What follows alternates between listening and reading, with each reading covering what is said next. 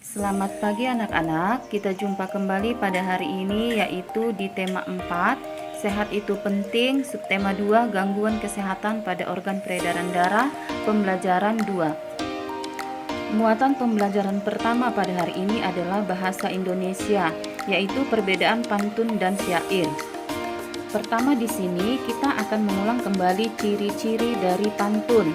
Yang pertama, terdiri dari 4 baris. Lalu bersajak AB, AB. Tiap baris terdiri dari 8 sampai 12 suku kata. Lalu isi terdapat pada baris ketiga dan keempat. Sedangkan ciri-ciri dari syair adalah yang pertama terdiri dari 4 baris, kedua bersajak A, A, A, A. Tiga, tiap baris terdiri dari 18 sampai 12 suku kata. Lalu yang terakhir semua baris merupakan isi. Coba kamu perhatikan contoh pantun berikut ini. Usah lari ke padang datar, harimau datang untuk mengejar. Jika ingin tambah pintar, tentu kita harus belajar. Nah, dari pantun ini kamu bisa lihat ini adalah terdiri dari 4 baris. Bersajak AB, AB. Ini maksudnya ya konsonan pada baris pertama dan ketiga sama, sedangkan konsonan pada baris kedua dan keempat sama. Sedangkan contoh syair adalah seperti berikut ini. Sahabat sejati itu abadi, tak perlu lagi aku cari.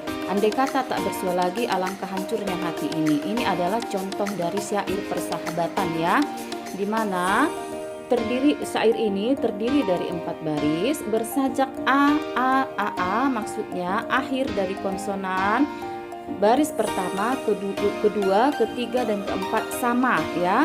Apabila dia berakhiran A, maka baris kedua, ketiga, dan keempat harus A. Demikian juga apabila baris pertama berakhiran I, baris kedua, ketiga, dan keempat juga harus I ya.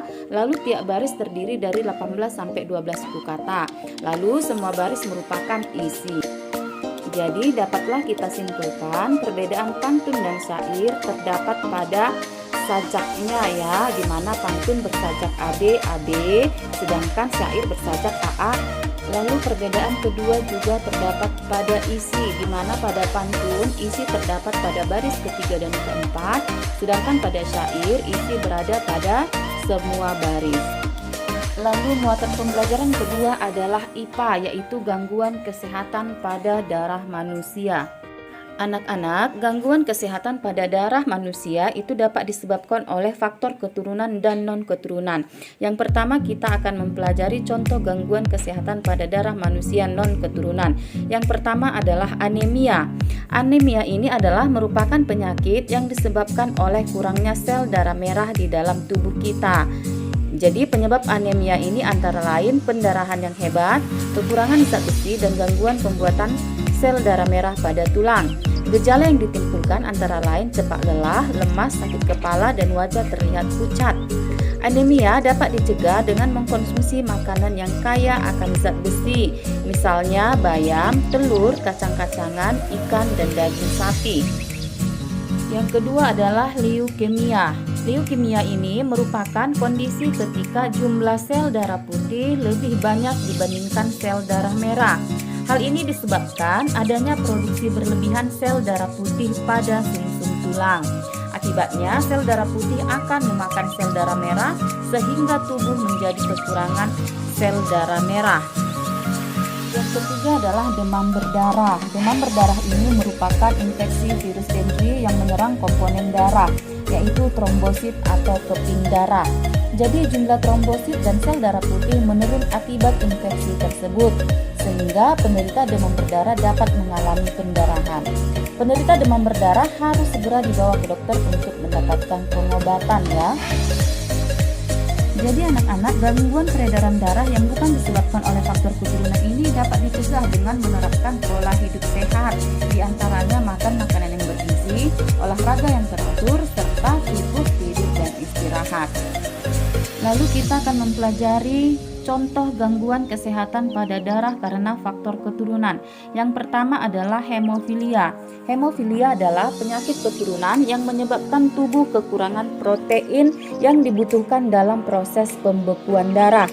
Jadi penderita hemofilia ini akan mengalami pendarahan lebih lama dibandingkan orang normal saat terjadi luka. Hemofilia dapat ditangani dengan pemberian obat baik untuk mencegah timbulnya perdarahan maupun mengobati saat terjadi pendarahan. Kedua adalah talasemia. Talasemia ini adalah kelainan pada darah yang tidak dapat memproduksi cukup hemoglobin. Nah, hemoglobin adalah protein pembentuk sel darah merah yang berguna untuk mengikat oksigen dan membawanya ke seluruh tubuh. Pada penderita talasemia, sel darah merah tidak bisa berfungsi dengan baik dan mudah rusak sehingga oksigen yang dialirkan ke seluruh tubuh tidak cukup. Gejala penyakit ini antara lain mudah merasa lelah, lemah, hingga sesak napas. Penderita talasemia juga dapat mengalami anemia. Lalu pada muatan SBDP, di sini kita belajar properti, tata rias, dan busana dalam tari kreasi daerah. Yang pertama di sini adalah properti tari. Properti tari merupakan salah satu pelengkap sebuah tari kreasi daerah. Jadi, properti tari ini berfungsi untuk membantu menegaskan makna dalam tari dan membuat tarian lebih menarik. Properti digunakan menyesuaikan dengan tema tarian yang dibawa. Lalu tata rias berfungsi memperindah penampilan dan memperjelas tema dari tarian. Lalu busana dalam tarian disesuaikan dengan tema tarian. Coba kamu perhatikan properti, tata rias, dan busana dalam tari kreasi daerah berikut ini.